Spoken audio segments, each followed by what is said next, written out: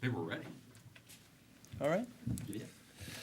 Well, thank you all for being here again. Our first panel today will cover the impact that the outdated tax code and a broken and increasingly expensive healthcare system has on realtors, business owners, and the country as a whole. William Wolfe has the honor of moderating our panel today. William works on the government relations team here at Heritage Action. He helps lead legislative initiatives on the Hill. Before coming to Heritage, William worked as a staffer in the House of Representatives for 3 different members of Congress over 4 years, most recently in Congressman Dave Bratt's office, who some of you probably know. Please help me welcome William.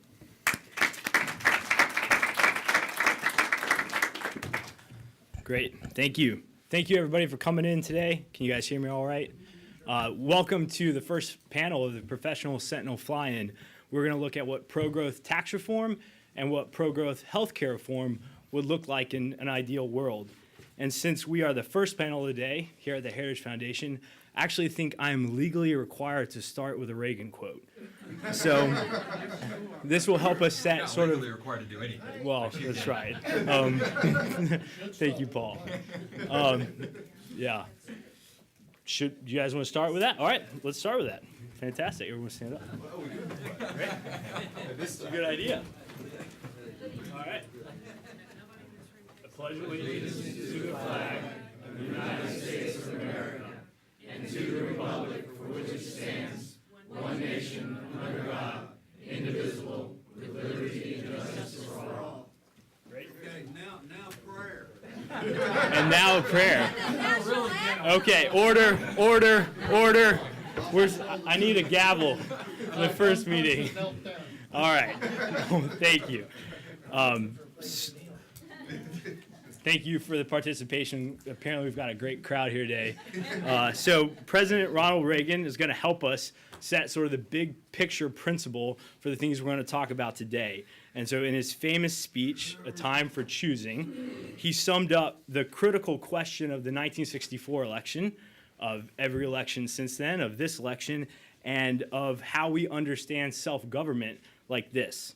He said, "This is the issue of this election, whether we believe in our capacity for self-government or whether we abandon the American Revolution and confess that a little intellectual elite in a far distant capital can plan our lives for us better than we can plan them ourselves."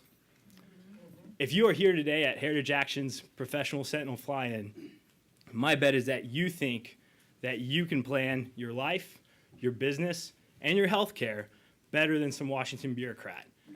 And we're here to tell you you're right. And also to give you a couple other short Reagan quotes, and then we'll get into our intro here. He also said, "Government isn't the solution to our problem, government is the problem." And he said government doesn't solve problems, it subsidizes them. So back in 2008, before Obamacare, nobody would say that our healthcare market industry didn't have any problems. There were problems. And the tax code, 2008, also had problems. But if we believe what Reagan said is true, Obamacare, the forced government takeover of our healthcare, 1, didn't solve the problem. 2, the solution offered by Obamacare was subsidies. It tried to solve a problem by subsidizing it. And what's another word for a subsidy? It's a tax on you for somebody else. And so whatever form the tax takes, the effect is the same. Government is taking money that you have made from a business that you have created, and it's giving it to somebody else. And so Obama might think that you didn't build that when referring to small business owners, but we all know that whatever money or revenue the government has, well, they didn't earn that either. You did. So, and that leads me into a little bit of an introduction of myself. Like the old saying goes, follow the money. How did I become a conservative? I got a job. When I was 15 years old, I got a job working at my high school, making $8 an hour. And it was only a part-time job, so I think I worked about 50 hours between my first 2 weeks. So 50 times 8 is $400. And now I knew about taxes, but I didn't know taxes. So at 15 years old, when I was expecting around $400. When I opened that paycheck, that's not what I got. And so either I was a conservative and that's when I realized it, or that made me a conservative, but I'm sure that many of you have had a similar experience. And I want you throughout this week to sort of channel that frustration with what the government takes away from you into action and how we can make things better. And so, like Wes said, I worked on the Hill, and now I'm over here trying to help the perpetual class of 15-year-olds get a better paycheck, or the 6-year-olds who are on their 15th successful business endeavor have more of their profits to do with as they please for themselves and for their families. And so what we want to accomplish on this panel today is to talk about what pro-growth tax reform and pro-growth healthcare reform would look like. You have experienced what the bad burdens feel like. Our experts are going to help paint a picture of what a better future could look like if we get the right policies in place. And so before I introduce the panelists today, I'm just going to lay down a few ground rules. That's what I get to do as the moderator, but I guarantee you I'm not very moderate, very conservative. So this is how it's going to work. Each panelist will have 5 minutes. They're going to share their remarks. After that, I'm going to ask them a couple questions, and then we're going to open up to you to ask a couple questions as well. Please wait for a mic to come along, and when you have a question, make sure to ask the question, and we all appreciate your opinions, and you can share those, but then also ask them a question as well. And so now to introduce our panelists. First, we have Paul Winfree here. Paul is the director of the Thomas Rowe Institute for Economic Policy Studies and the Richard Astor Fellow at the Heritage Foundation.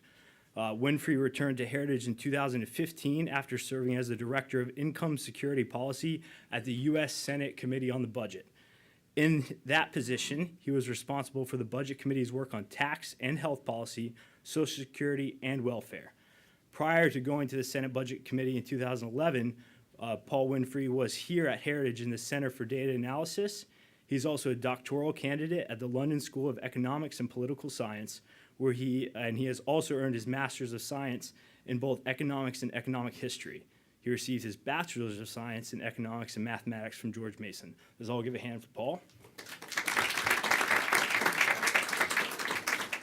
Next, we have Chris Jacobs. Chris Jacobs is the founder and CEO of Juniper Research Group, and he is a policy writer and an analyst based here in DC. He brings with him over a decade of policy experience in a variety of roles on and off Capitol Hill. He previously worked as a senior policy analyst at the Heritage Foundation and also the Joint Economic Committee's Senate Republican staff. Before that, he worked as a policy advisor for the House Republican Conference under Chairman Mike Pence during the debate surrounding the implementation of Obamacare. And he also worked as a health policy analyst for the Senate Republican Policy Committee during the first 2 years of the law's implementation. While serving as the policy director for America Next, a conservative think tank, Chris also contributed to Wall Street Journal's think tank policy blog. And he also teaches part-time on healthcare policy at the American University. So I'll give a warm welcome to Chris. And last, but certainly not least, we have Ed Haislmaier. For the past 25 years, Ed has developed particular expertise in the regulation of health insurance markets, the tax treatment of health benefits, and pharmaceutical policy issues. He has also published extensively on those and other health policy topics. Before rejoining Heritage in 2005 as a research fellow, Ed Haislmaier worked as a health policy consultant from 1998 to 2004 and was also the director of healthcare policy in Pfizer's Corporate Strategic Planning and Policy Division from 1994 to 1997. And here's a fun fact about Ed. He originally came to Heritage in 1987 as the think tank's first policy analyst for healthcare. So he is an institution in and of himself. And he was named senior policy analyst in 1994, went on to do a variety of things like I just mentioned, and he is back with us today. And he holds a bachelor's degree in history from St. Mary's College in Maryland. So I'm going to kick it over to the panelists, starting with Paul Winfree. Cool. Well, first of all, let me thank everybody in the room for the work that y'all do. It's our Sentinels group and Heritage Action that allows nerds like me to actually be effective. I just can't express enough my thanks for everything that y'all do, writing your members, staying on them, helping us advocate for good ideas, good conservative ideas here in Washington. So, the first thing that I thought when we were organizing this panel, I guess a couple of weeks ago, is that this could easily turn into like a Festivus party's airing of the grievances. Tax policy and healthcare policy. I mean, come on, you can pick two more broken. I earlier this year. I used to say in public that the tax policy was shaping up to be an incredibly important issue in the 2016 election. And I still think that it is an incredibly important issue in the 2016 election. One of the really kind of cool things that's happened in the tax policy front over the last really 2 years, led by I think it was some 16 different candidates running on the GOP side, is that you had a lot of really innovative, conservative ideas in the tax policy space that were beginning to be normalized in public. You had a couple of candidates who were pushing something that's, some ideas that have been floated for the last 30 years in the tax policy world, essentially the implementation of the Hall-Rabushka flat tax. You had Cruz and Paul pushing their business flat tax or business transfer tax.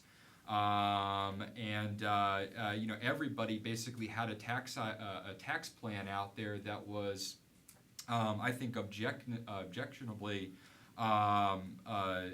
better than the status quo, and I think that's still the direction that the current candidate on the GOP side of things is essentially fronting. At the same time, on the left, the two leading candidates, in Hillary and Bernie. Bernie, didn't see something that he didn't want to tax, and Hillary is essentially just status quo. If you look at her tax proposal, it is essentially a regurgitation of the last 4 years of of Barack Obama's failed budgets. Literally, it is copy and pasted from the last 4 years of the Obama administration. At least the first 4 years of the Obama administration, they were fairly innovative, and you're seeing this show up in the media with folks talking about the Clinton proposals being fairly static. They're exactly right. But like I said, I think that tax policy is still shaping up to be an important issue in November, and an important issue next year, which raises the question about what do we look for in good tax policy. First of all, I don't think that I need to remind this group, but perhaps I should anyways, that Congress was granted the power to collect taxes, duties, imposts, and excises to fund the necessary functions of government. The Constitution goes on to essentially list those necessary functions in a common defense, debt, and general welfare. The Constitution doesn't grant Congress or any other entity in government with the ability to collect revenue just to collect revenue. They can't raise taxes just to fund their coffers. And that's important, because any conversation in which we're talking about taxes is one in which we also need to talk about spending, which I can address in the Q&A. But I think that that's an important point to make. So what do we look for in a good tax system? Well, essentially, we look for addressing many of the problems that currently arise with the current tax system. The current tax system, as folks in this room know, is essentially inefficient.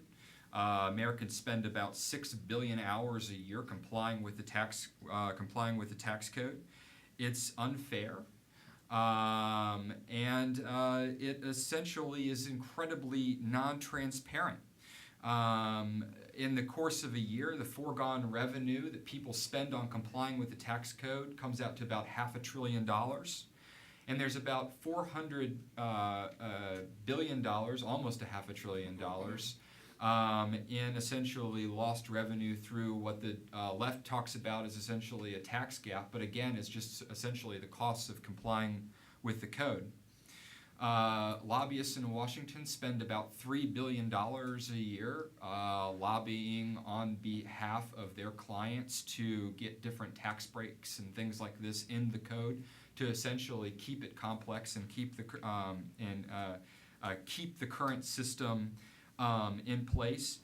And all of those things lead to an environment in which the current tax code is essentially regressive when it comes to the economy. It essentially depresses the economy and holds it down. And so if you had a flatter, efficient, more transparent system, you would lift all boats. You would increase the economic base and you would increase revenue by doing that, all else equal. At the same time, and this gets back to the spending question, it's important to remember that even if you did have a massive tax reform that was incredibly pro-growth and awesome on every account, it still would not raise revenue at a rate that kept up with the rate of increase of government spending. In other words, there's nothing you can do on the tax side to address your spending problem. Literally, absolutely nothing that you can do.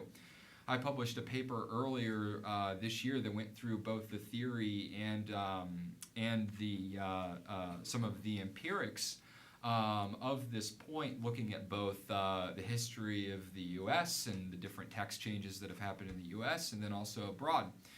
And I looked at essentially all of the OECD countries going back all the way to World War II, and something that I found is that no matter what they did, if they implemented a VAT, if they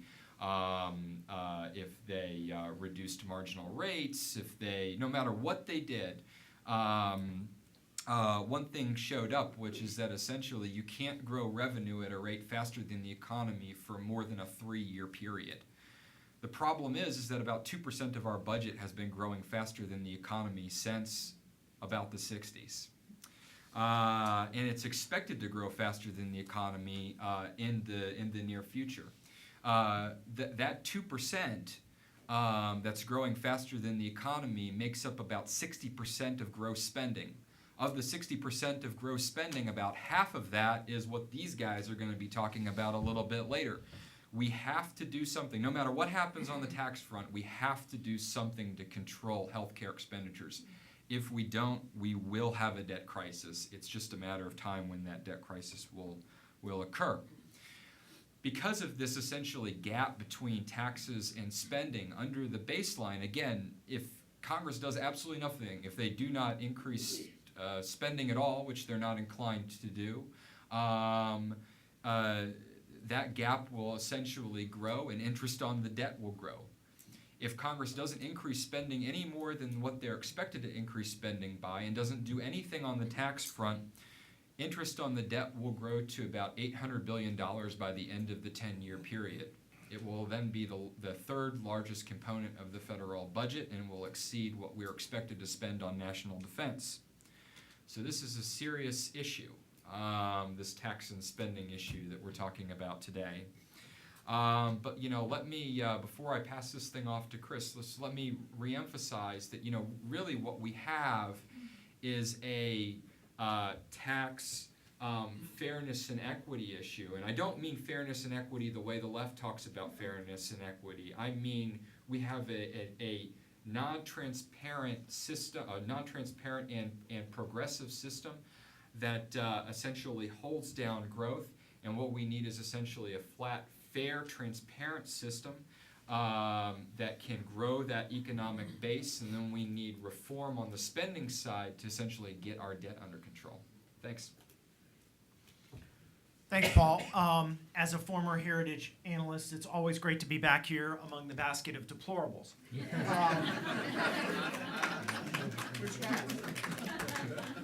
Doesn't matter. I'm here all week.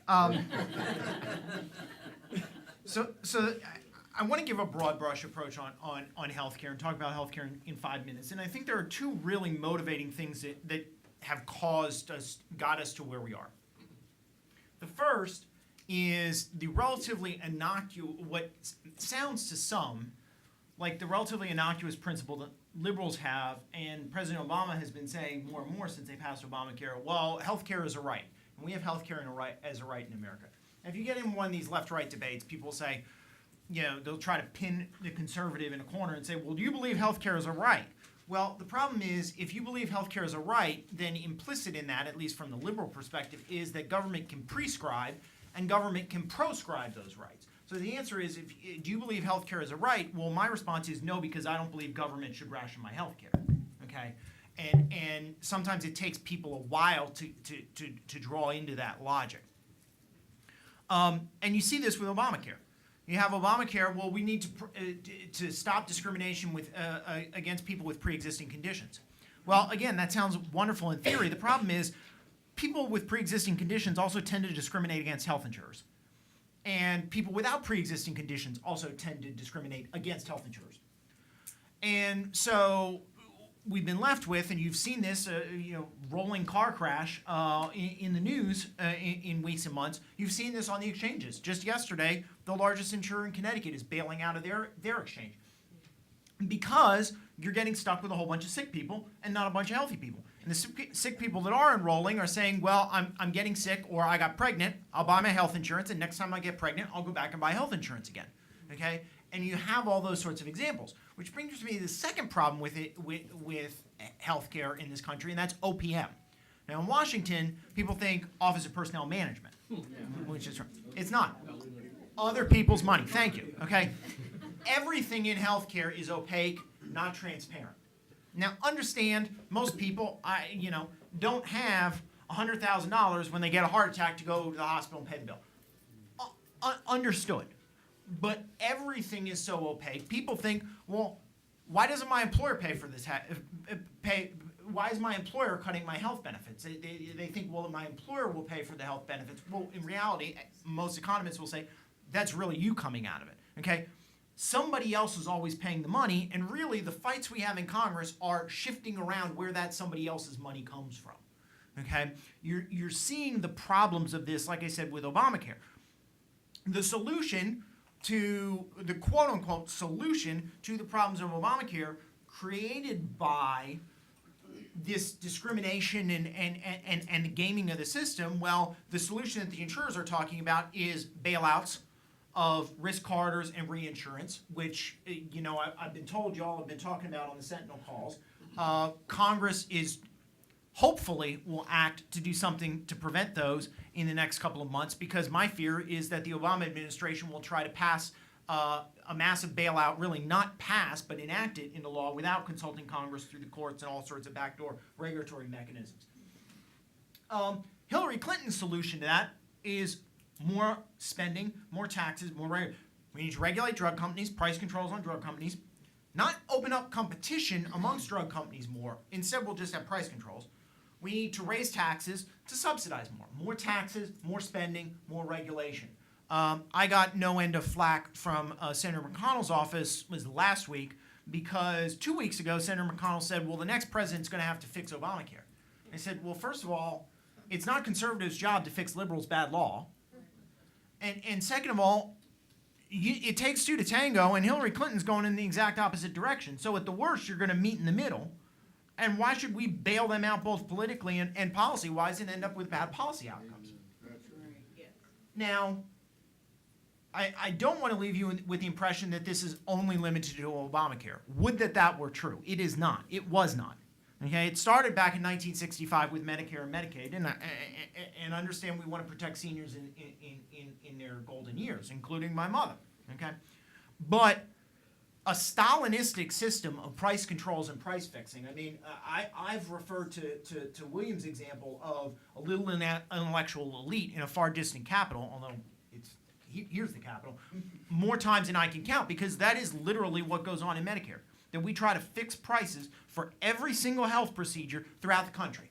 And do you think a bunch of bureaucrats based up at Security Boulevard outside the Baltimore Beltway can do that? You're kidding yourself. Okay? And unfortunately, Congress is complicit in all of this. Last year, we had a physician payment, quote unquote, fix that, oh, by the way, increased the deficit by $150 billion. What's a couple $100 billion amongst friends? And then this year, Centers for Medicare and Medicaid Services came out with a regulation, proposed regulation implementing this law. Proposed regulation was 962 pages. Okay?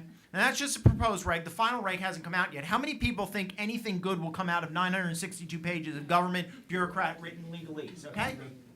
Do you think that's going to help? No, it's going to raise your costs. It's going to impose more mandates on doctors. They're going to pass it on to you through higher health insurance premiums, and you pay it through higher taxes. Okay, so that's the problem. It's really this belief that there's a right to health care caused by everybody else trying to spend everybody else's money, someone else's money. So now that, somebody said we have prayer. We needed prayer after the panel, not before the panel, when you do all this. So now that I've laid out this entire problem, Ed's going to take and fix it all in the next 5 minutes. So, get it? I can see now why they put the optimist at last on this panel. Yeah, okay, thank you. With a basket of deplorables, what can I say? Oh, well, yeah, a basket of deplorables. Hey, you have to pass it to find out what's in it, Look, what's going on here is not even Nancy Pelosi is dumb enough to think that they could sell the public on the idea that they would have to pay another 10 cents of every dollar they earned in additional taxes to fund single payer. But that's what it's going to take. I give props to Bernie Sanders and the ballot initiative folks in Colorado. Anybody here from Colorado?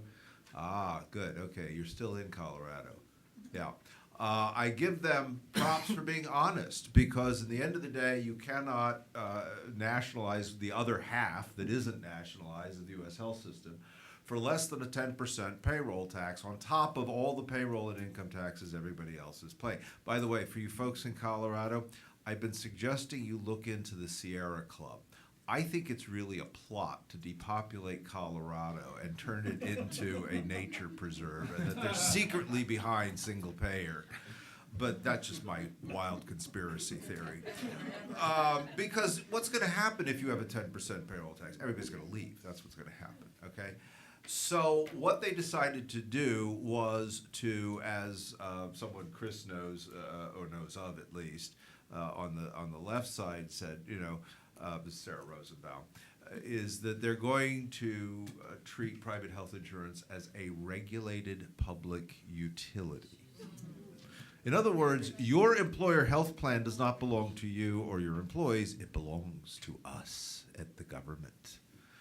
That's the philosophy here. If we can't have the government take it over directly, we'll do it indirectly.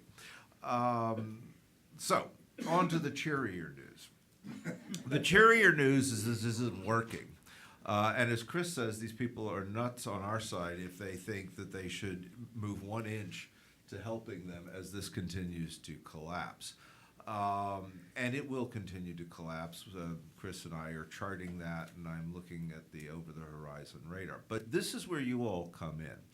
Because what I'm looking for is the pressure points. Okay, I'm looking for the pressure points where, with the right legislation and the right constituent pressure, you can start moving it in a different direction. So let me give you an illustration of my thinking on this. We did this in the run-up to the King Burwell case, and I'm going to publish updated data using 2015 instead of 2014 data. And I'll just give you the national top line, but I can break this out by state, and I will be breaking it out. Today, as of the end of 2015, there are about 16 million people in the individual market. That's up from a norm of about 11, 12 million pre-ACA.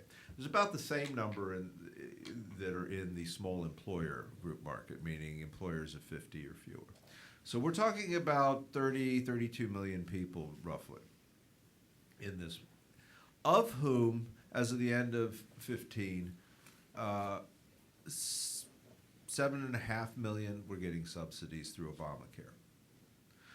Now, at least 16 million were seeing these enormous premium increases. And some of this, as you all know, is spilling over to the employer small group market because you're under a lot of the same regulations.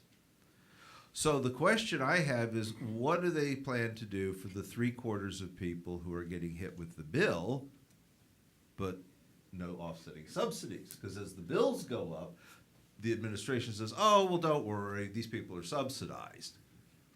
Other people's money, right? That's where the pressure comes in. The pressure is somebody needs to start pressuring Congress, particularly people in Congress with a D after their name, particularly in the Senate, particularly ones who weren't there, who haven't got a record of voting for this to defend, to come to the table and start the work on replacing pieces of this. Okay, now this is not going to be done in one fell swoop. It's not going to be done overnight. It's going to be done in pieces, and we're going to look at opportunities. But small business is a pressure point. Small business is feeling the pain. Small business is a constituency that these people need to listen to. Okay? The way you can think about this thing, and I do, is, and I don't know how many, it was mentioned I'm a historian by training, so I have these historical analogies. In 1812, Napoleon assembled the greatest army ever seen in history period, and he invaded Russia. 500,000 men, tens of thousands of horses. A year later, he was lucky to get out with 30,000. This is the political equivalent when you look at what's happened to the Democratic Party of Napoleon's invasion of Russia.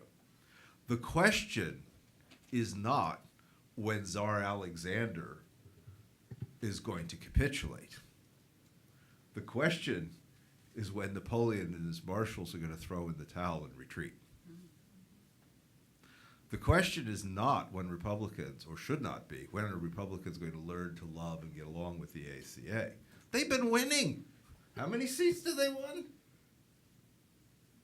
The question is, when do moderate Democrats decide enough is enough, we've got to get out of this quagmire? And my friends, I'm suggesting that a pressure point coming up very, very soon could be when their constituents in small business and their constituents who are buying their insurance on their own and don't get a subsidy for it and are getting 20, 30% premium increases start beating on their doors and standing on their desks. So I can work with that. I have a list of policy proposals and things to, as our colleague who does health policy at AEI delightfully puts it, Tom Miller, debone and fillet. Just forget repeal and replace. I want to debone and fillet this law.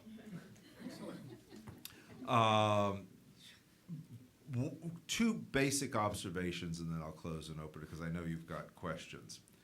When it comes to health care, like other issues in the domestic policy, think about education as an example. There is what I call the demand side and the supply side. The conservative approach to healthcare here and everywhere else is empower the consumer.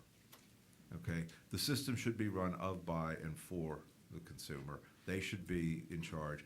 They should be empowered to and be rewarded by when they get a better value, you keep money in your pocket. Okay? On the demand side, that's the demand side. On the supply side, you have the providers.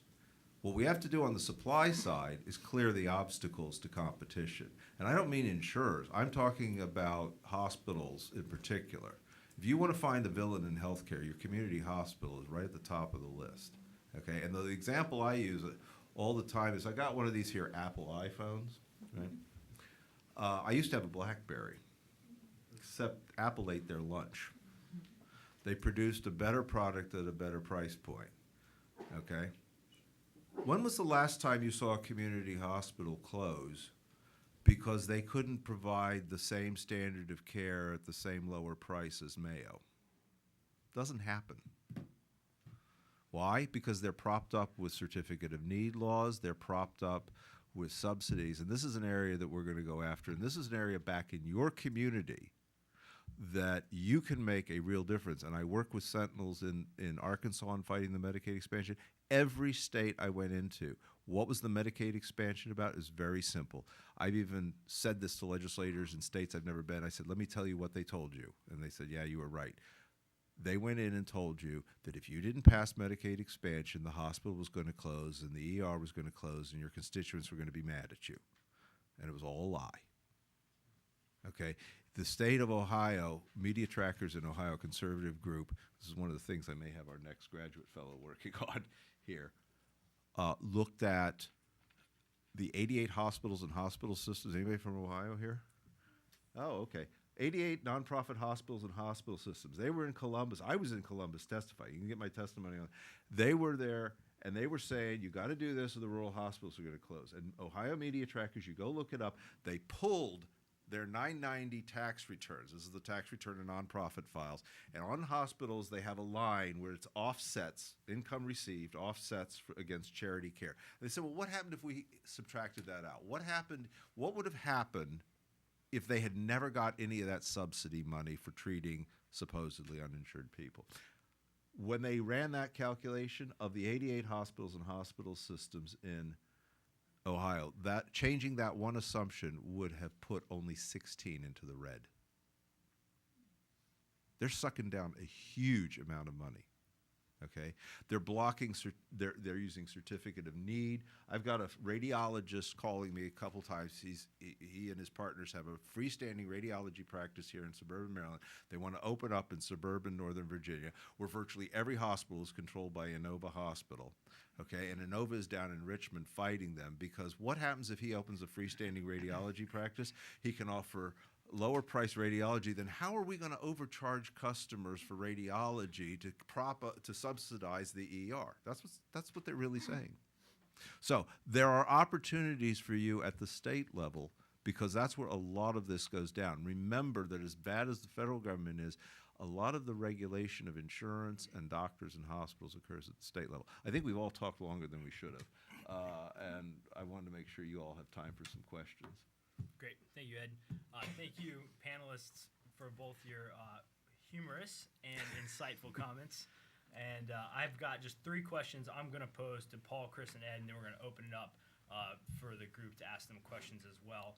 To you, Paul, you mentioned that some of the main issues with our current tax code is that it's not fair, it's not transparent, it's not efficient.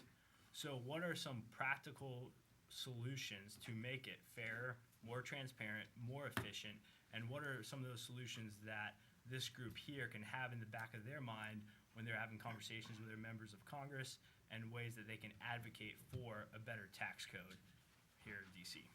Sure. So how does that sort of healthcare saying go? First, do no harm.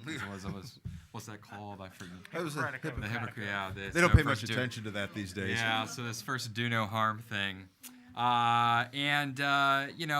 so in tax world, the first do no harm is every year there are these things called tax extenders.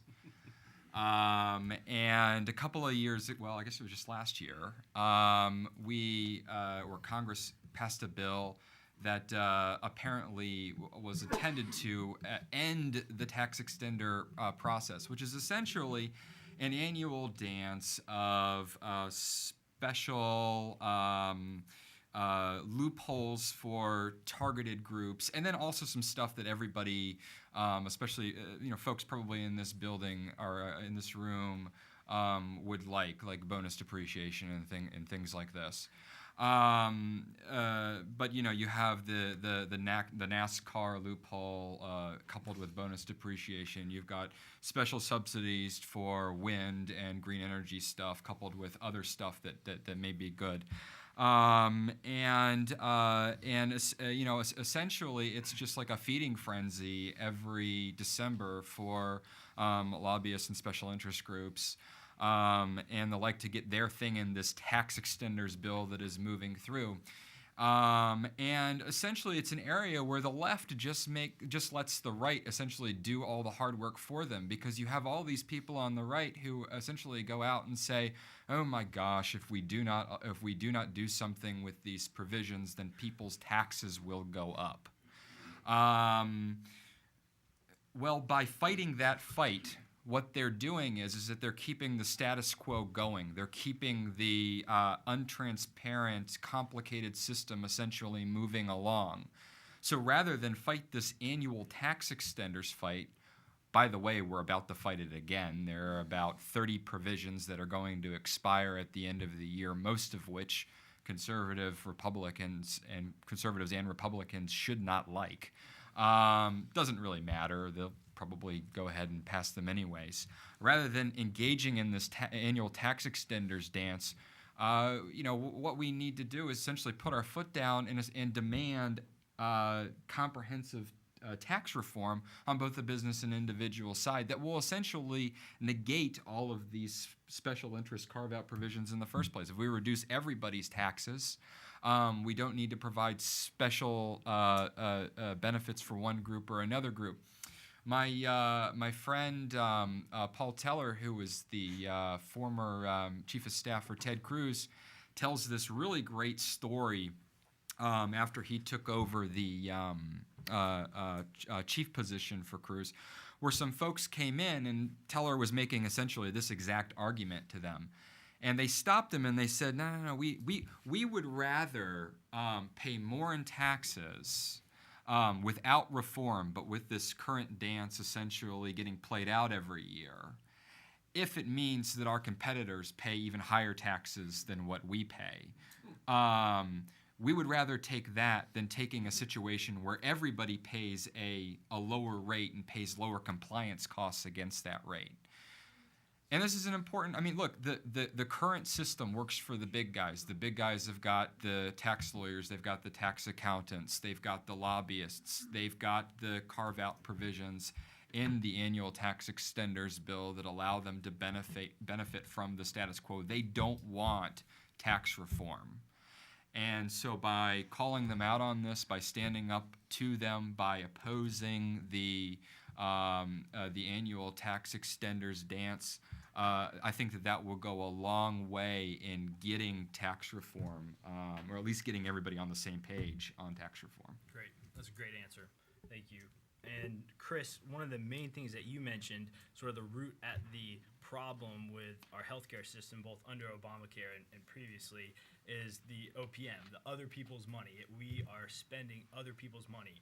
In a post-Obamacare world, were we able to repeal the law, what would some reforms be that would help stop spending other people's money that they can be advocating for? Yeah, I mean, we do need to reform the tax treatment of health insurance because right now we have an unlimited subsidy goes out to employer-provided insurance. It doesn't go to individual-provided insurance. You need to balance those the individual versus the employer side out. You need to have tax equity there. You need to reform the uncapped spending on Medicaid. Ironically enough, the Urban Institute, I think it was last week, put out a paper basically saying what Bob Helms, a scholar at AEI, has been saying for decades, literally, is that Medicaid encourages wealthy states like New York, New Jersey, Connecticut to overspend, and it doesn't direct enough funds to poor states. Alabama, Mississippi, that a government Texas. program isn't working the way that it should? That's correct. Okay.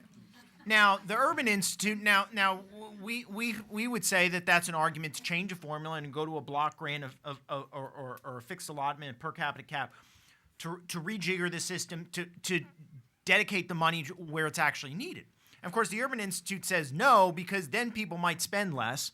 And what we need to do is get all these poor states that don't spend enough, they need to spend even more. And rather than getting New York, which has like $15 billion in fraud, outright fraud in the system, rather than get them to control their spending, let's instead get these other states to spend more. And it was absolutely ridiculous. It was very interesting, though, that they acknowledged the same problem but came to a completely different conclusion. So there are things you can be doing now on the state level, as Ed pointed out. Certificate of need guarantees your hospitals local monopolies. Most states have them. At least most states east of the Mississippi have them.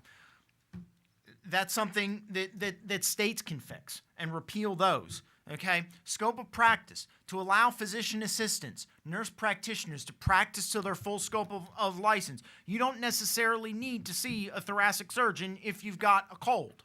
Okay? Or pick your example there. Pneumonia, thank you. True story. True Assuming it's pneumonia. True story. On Friday, Eddie Bernice Johnson introduced a resolution proclaiming this Balance Awareness Week. That's you cannot make this up. That really happened. I love the House It takes a little bit of time to get the joke, just the way sometimes it takes a little bit of time to get into a car. But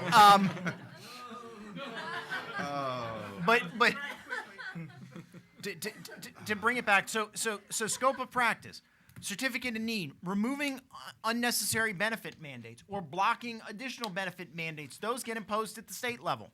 Then you have to cover in vitro fertilization, which is very expensive. Or one of my favorites is port wine stain elimination. You know what port wine stain has? It's you know how Gorbachev on his head? That's what that. There are states that have benefit mandates to cover all these treatments and services. Those increase costs, increase premiums. Okay, and in the immediate term, these two are employed by the C3. I am not, so I can say this. Y'all should be going when you do your Hill visits and getting members of Congress and senators to co-sponsor Mark Walker's bill and Ben Sass's bill in the House and the Senate to end the reinsurance bailout of Obamacare. The members of Congress, the Republican members of Congress, want these bailouts to happen because they are afraid of what happens if the insurers pull out of the exchanges. I said last I thought that was the point. That was the point of voting to repeal Obamacare, that we wanted this thing to collapse. And so Republican conservative members of Congress, more than you would expect, want this thing to go through and these bailouts to go through on winks and nods, and frankly don't want people like you knowing what's going on. Because if they knew that you knew what was going on, then they would have to choose between their constituents or the Blue Cross Blue Shield insurers who are pummeling them left, right, and center. They just sent out a blast alert last week. First thing when we come back, here's why we need our bailout. And their argument was that reinsurance isn't public funds because reinsurance takes money from employers through an assessment, okay, and gives it to the insurers who are participating on the exchanges to subsidize their costs. And they said that's not public funds. They said, okay, does that mean Social Security is not public funds? Does that mean Medicare is not public funds? This is a massive redistribution. Now, of course, if you want to spread the wealth around, it's a great objective. But the idea that it's not public funds is bovine scatology. Okay? So I would encourage you, when you go in to your members of Congress tomorrow, ask them where they are on the risk corridors. Ask them where they are on reinsurance. And are they working to stop these bailouts? Have they co-sponsored these bills? They should. Yeah, all three of us have actually published on it. I'm about to. Or you two have, and I'm about to. That was a great answer, Chris. So we can stop the tax extender dance that happens at the end of every year. We need to codify good tax policy, and we need to stop passing bad tax policy like green energy extenders. We can advocate for stopping the uncapped Medicaid spending. And then, Ed, one of the things that you mentioned is that we need to reduce premiums. And obviously, Obamacare has not done that. So in a post-Obamacare world, what is one or two policy solutions in the healthcare? Yeah, we published a thing on this in Kingsbury-Burwell. Great. We outlined that there are the three biggest drivers were the artificial compression of the age rating. Basically, your pool of 64-year-olds consumes 5 times what your pool of 21-year-olds consumes in healthcare, and they said, well, you can't vary it more than 3 to 1, and this applies to small business as well, which means you're now artificially reducing the cost for people who by about 10 or 15%, for people who are above the age of 50, and you're increasing the cost for everybody who's below the age of 50, and for people who are 20 to 25, that increase is somewhere in the magnitude of 35 to 45% increase. And then they wonder why young, healthy adults don't show up and buy health insurance. So that's a remarkably stupid provision. Even folks on the left are not sure. And by the way, you know, it's just not our side. I mean, I was on this exchange on one of these, lurking on one of these email threads with a lot of liberal health wonks on there. There are conservatives on there as well. And they were going back and forth. It was like, yeah, how did that get in there? Oh, I think maybe AARP did it or something, you know. So that's one, minimum actuarial value, which is raising the cost of the plans, and then the essential benefit preventive services mandates. that are applied to the small employer market as well as the individual market, but not to the large employer market. So we have actually plotted out, and as I said, we'll update how much you would lower premiums in doing that. I would also, in general, as a principle, one of the things I've learned, and this we get back to President Reagan, don't think of these groups, ours or others, as monolithic. I think one of the keys to this is separating them out. So not all the hospitals are the same. One of the things we've discovered when you start taking money away from the hospitals is some hospitals were getting more money than others. Okay, same thing with the insurers. When we talk about the insurers in Obamacare, some of them are smarter than others. Some of them are dumber than others. Some of them, we can separate out and be on our side versus their side. And Reagan did that. He didn't go for the union vote. He went for the 30 or 40% of the union vote that wanted a tax cut. He didn't court the labor bosses. He went to the constituents. And that's why it's really important. The other thing is the counter pressure. Why are they doing, as Chris was saying, why are they doing this? Because Blue Cross is coming in and squeezing their arms and saying, and erroneously saying, well, we're down to one insurer and we're the only thing that stands between private market and national health care. So you've got to bail us out. Well, no, we don't. If Republicans don't pass bad policy now, Republicans will have to pass worse policy later. Yeah. So how about Republicans just don't pass bad policy? Yeah, it's but the point the point is you've got to be able to help that member of Congress turn to that lobbyist for the insurance company and say, for their hometown dominant insurer in their state and say, I'd love to help you, but the problem is you were the one who decided to go in there and do this. And I've got a hell of a lot more voters who are my constituents, who are small business people and in buying their own insurance, who are just madder than wet hornets about this thing. And they'll kill me if I give this to you. Now, how about instead of trying to get me to lobby for this, why don't you come back with some ideas on how we can replace it? Okay, that's what you've got to do, but you've got to apply the counter pressure. So I'm going to shut up and let. Great, that's a wonderful answer, Ed. Thank you so much. And so for the next about 9 minutes here, Yeah, we're actually really not running that far behind. Fantastic, lots of Yeah, we hands just going talked up. too much. And so she was first, and then if we have a microphone. Hi. We have 86 employees, and of the 86 employees, 41 buy the health care, the group health insurance plan. My company pays 60% of the plan, so they only have to pay 40%. So 41 employees can afford to pay the 40% because it's so high. Now, when Ed said, and I'm not trying to pit you guys against each other, but Ed said something about asking for subsidies for businesses, and that perked me up because I was like, oh yeah, wait a minute, and this is very expensive for us. This has become a big problem for us, and I can see the problem just is going to get even worse. But then I heard Paul say that we had this thing called tax extenders, and he explained that if we solve the problem for Democrats, then we can't ever eliminate the problem. And I think that possibly, asking for subsidies is kind of like solving a problem for the Obamacare. Am I wrong, or did I get it wrong? Or Well, yeah. Let me suggest what we would do in that. I mean, what we've advocated doing is saying, look, the money that you're spending is money you're not giving your employees in cash.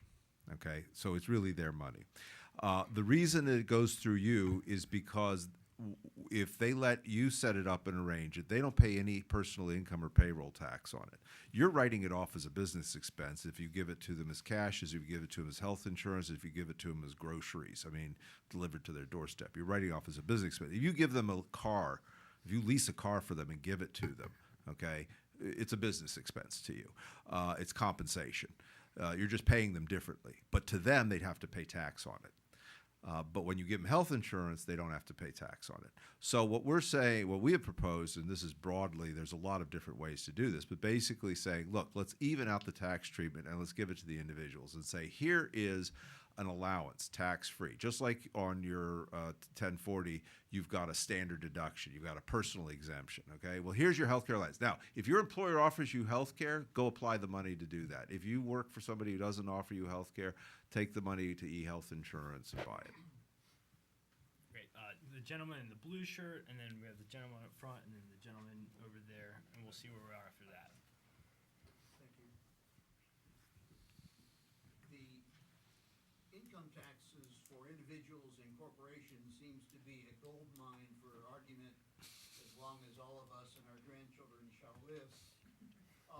Is there a case to be made, a legitimate case to be made for the fair tax to get the other off the table and redirect the kind of tax policy we have?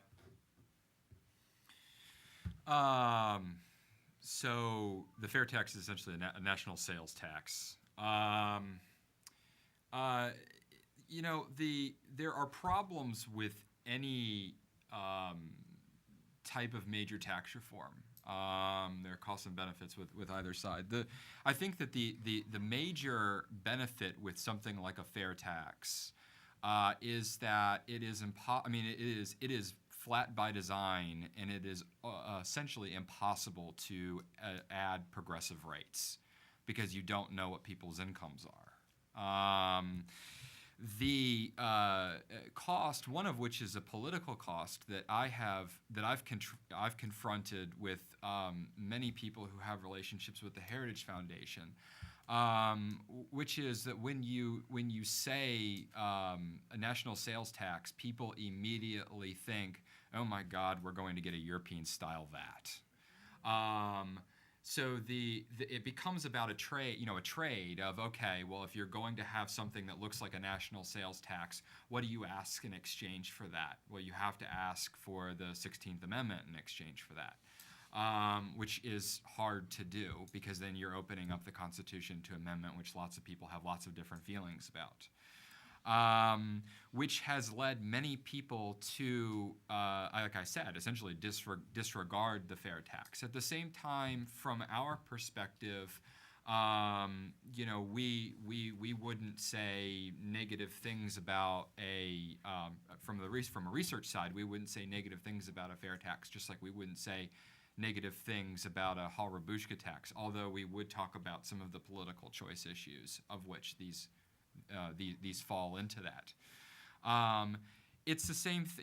Again, all tax systems have their issues. One of the, as I mentioned, the Haislmaier tax, which is essentially a flat tax on a wage base with allowing for exemptions for things like savings and investment and earnings on investment and savings.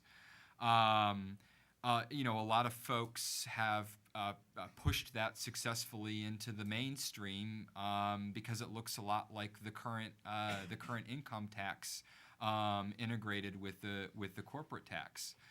The issue with that becomes, first of all, it's easy to amend or add new tax rates because you know what folks' wages are, which is always the comment that folks have against Forbes and the Haislmaier style tax that Forbes has pushed.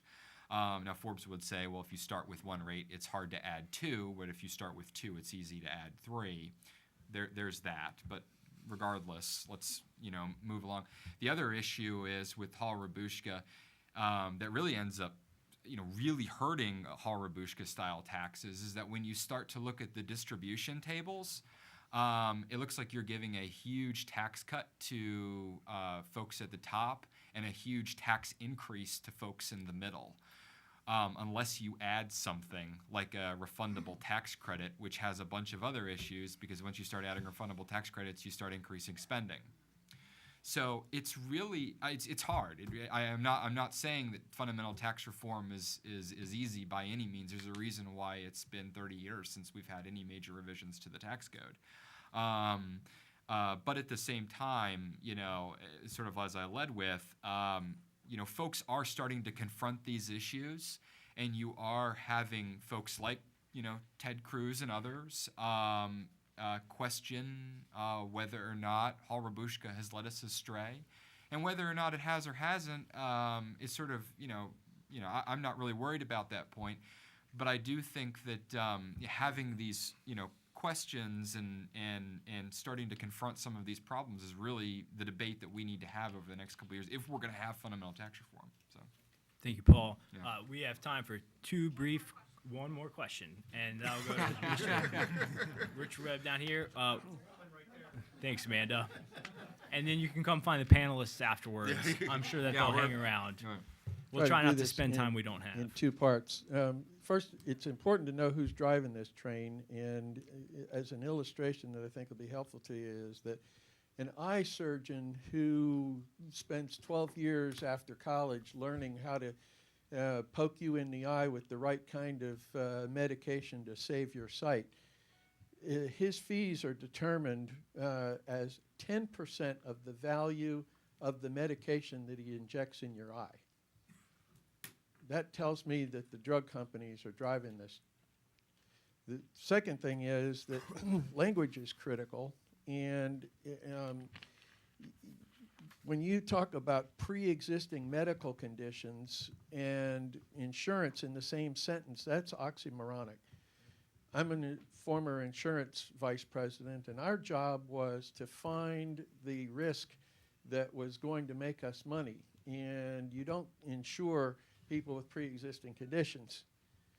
So understanding that when we have these conversations and we talk about pre-existing conditions, that's really not insurance. You've got to recognize that that's another social goal that we're pursuing. And I think that's right, and I think that's the difference between conservatives and liberals. Conservatives view, first of all, conservatives have always been focused on reducing costs, whereas liberals focus primarily on expanding coverage. And I think conservatives most conservatives view insurance as insurance, and most liberals would view quote unquote insurance as really prepaid health care. Okay, I went back and looked yesterday that Secretary Burwell wrote an op-ed in CNN basically trying to say that this wasn't a looming disaster for Obamacare this fall, and she talked about free preventive services. Well, no, they're not free preventive services. You pay for it in higher premiums, okay? But it gets to your point in terms of that. You also raise a very good point, and that's why I was talking about the Stalinistic system of Medicare price fixing. That you actually had somebody who went around and they talk about relative value units, that they actually take and try to measure how long does the doctor take to do this procedure versus that. And it's like, do we really need a bunch of bureaucrats going around with stopwatches? And it's like trying to measure how long paint dries. And it's really not the federal government's place to be doing any of that kind of stuff.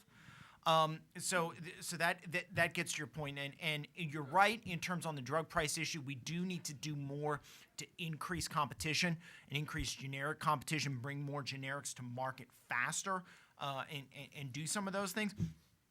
The other problem we're faced with, frankly, is Europe has price controls all over, and so they said, well, just re-import. So we don't have price controls on drugs here, so let's import those price controls because drugs are the only thing that don't have price controls like hospital procedures and doctor's visits do.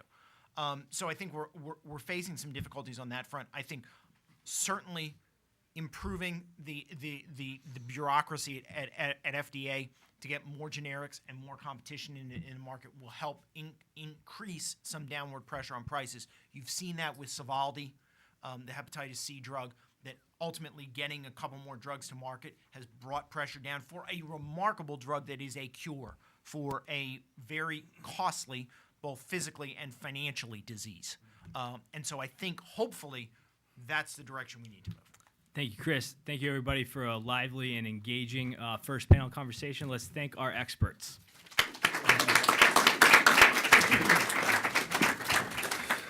So we're going to break up into two groups now. If you